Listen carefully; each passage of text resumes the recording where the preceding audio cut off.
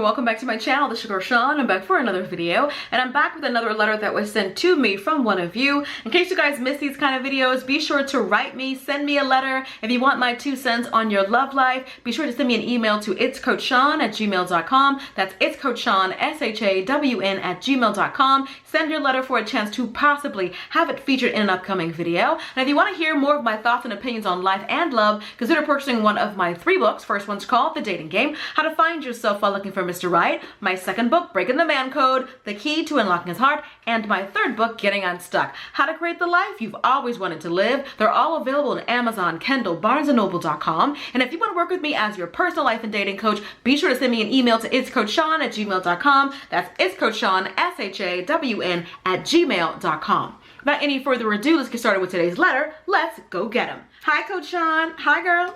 Anyway, I've been a fan of yours for some time. I'm writing to get your advice on a guy that I've been seeing for almost 2 months. You can call me Anna. I just turned 29. I work in science, currently pursuing career paths inside and outside of my hometown. So near the end of January, I became online friends with a few people that I met via social media. I'm not naming the platform. We bonded over sports in a chat room where you can verbally talk to people about a different topic. One day, I DM'd one of the guys I met on there. Let's call him Joe. I wasn't looking for anyone to date or trying to flirt. It was a platonic message, disagreeing with him about our take on a sports team. We had a great conversation, joking back and forth, and I was ready to leave it at that. The next day, I woke up to a good morning text from Joe, and we talked again. I wasn't initially into him physically, but we exchanged other social media, Snapchat and TikTok. I quickly changed my mind. He had a bad profile picture on the site that we met. LOL.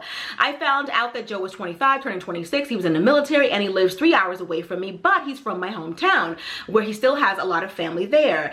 He admitted that he was interested in me and he used DM as an opportunity to shoot his shot. We started talking every day about our lives and even things about politics, gender roles, his military background, and I really liked him. Even though Joe is younger than me, we have different life experience, and talking to each other, we learn a lot and challenge each other mentally. I'm a sucker for a man who can teach me things and challenge my perspective. After a week or so of exchanging DMs, we exchanged numbers. I finally asked him my dating screening questions like, do you have children, and are you married? He joked about the kids question and finally admitted that he had 2 sons, ages 7 and 3. And he explained that he has full custody of them and he was never married. He had expected me to cut him off at that point because he was a single dad. I have no children, and dating someone with children wasn't necessarily my first choice, but it wasn't a deal breaker. Ideally, I want a big family and I'm open to adopting kids, so having bonus babies, aka stepkids, wasn't far-fetched for me. I really liked him, so I decided to give it a chance. I know dating someone with kids can be complicated at best, especially in the military, but he has a really great support system and with his family who lives in our hometown and near him. On top of raising kids, he's working and finishing his bachelor's degree in criminal justice. He texts me every day and we usually talk on the phone 3 to 4 times a week, usually after 8 when the kids were in bed and after he finishes his homework. We went on our first date after talking for a few weeks. We ended up having a good time at dinner and the vibes were the same in person as they were online and over the phone. After our first date, we started talking about our life goals and our reasoning behind our decisions to pursue other career paths. After we talked, I could very much see that our paths were aligning easily.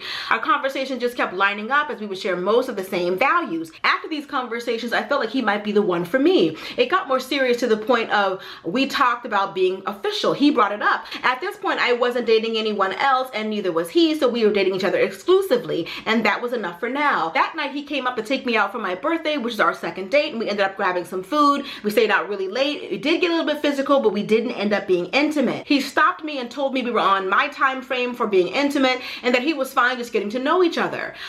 We just talked that whole night afterwards. We kept talking every day after that, and then he started talking about our future plans. I asked him about his relationship with the mother of his children, and he told me they've been broken up since the end of 2019 and they had been together for 5 years.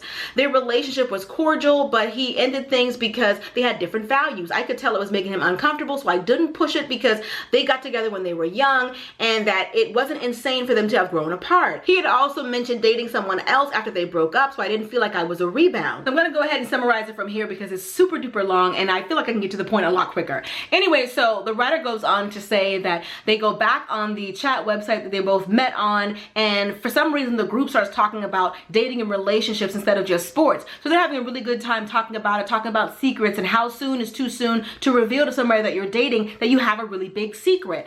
And so, they're talking about it, enjoying the conversation and all of that. So, after that, they're talking on the phone and the writer of the letter can hear somebody crying in the background, and the phone is instantly put on mute.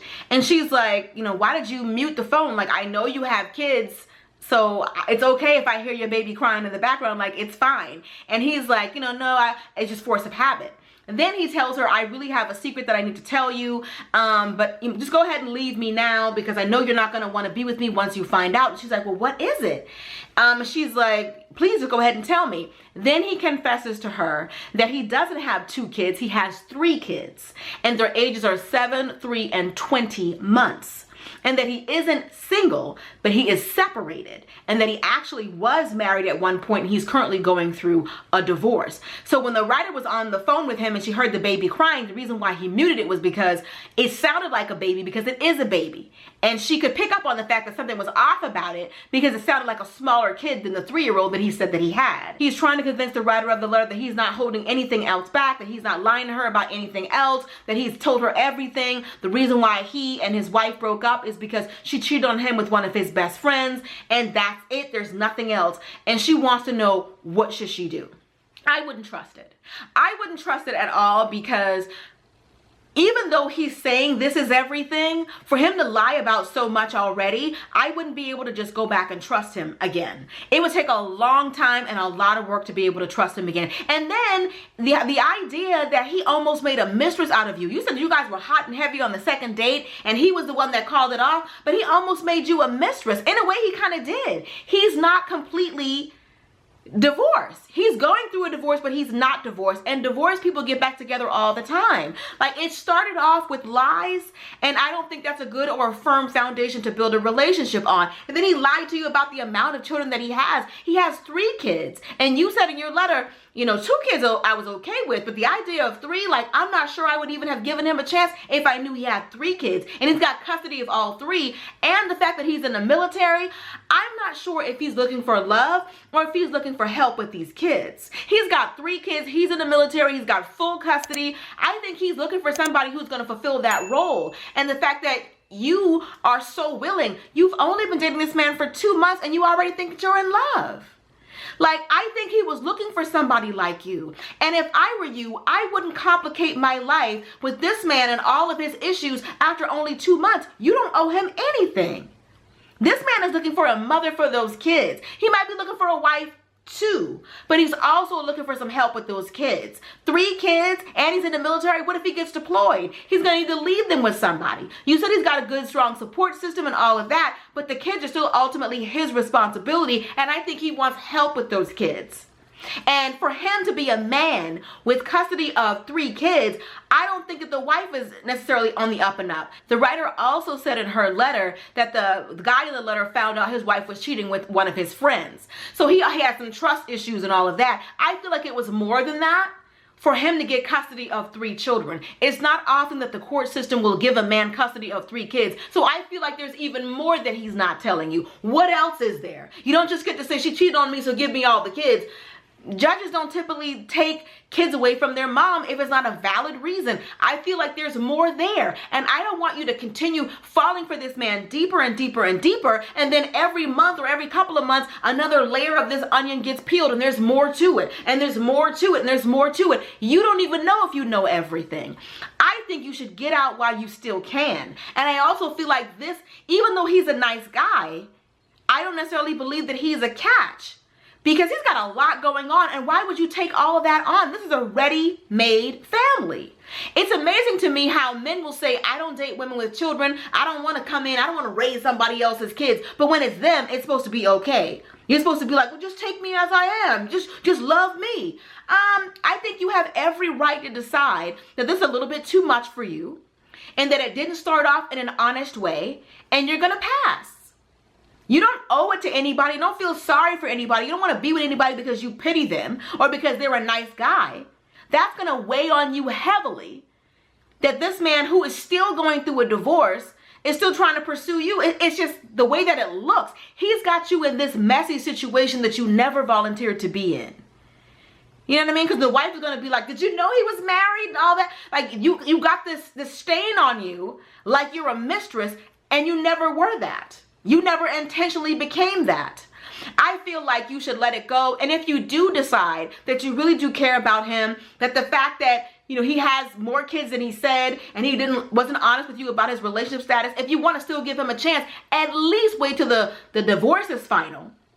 Because you don't want it to look even worse. At least you want to be able to say, as soon as I found out, I let it go. And if your paths should cross again, or if you two were meant to be, you'll find your way back together again. But I also feel like I don't trust it. I don't trust him. I don't fully trust his motives. I think he has a lot on his plate and he could use some help. He could use a feminine touch. And you already want to come in and do that. You're 29 years old. You already saying that you feel like you're in love after only 2 months and a couple of dates, 2-3 dates, 2 or 3 in-person dates. I feel like you're exactly what he's looking for. But what is he looking for? That's the question. But you guys let me know in the comment section. What do you think? Do you feel like this man is actually looking for love? Would you forgive a man who lied to you about the amount of kids that he has? And the fact that he was still married? Do you understand where he was coming from?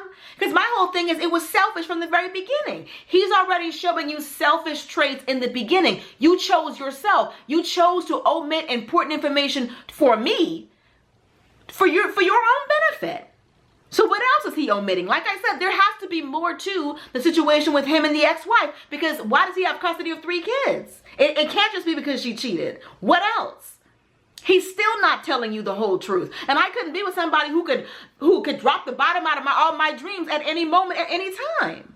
I personally wouldn't do it, because don't let the fact that you're 29 years old and it seems like somebody wants to be a family with you, and that's going to be a lot of adjustment for you.